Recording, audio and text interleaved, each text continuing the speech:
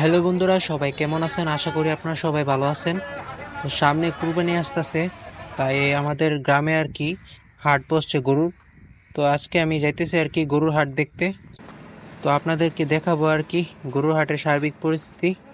তো আশা করি ভিডিওটা আপনাদের ভালো লাগবে। তো তিলেকপুর গরু বাজারের উপর এখন পরিস্থিতি দেখতে পারতেছেন, চারিদিকে শুধু গরু আসতেছে চারিদিক থেকে।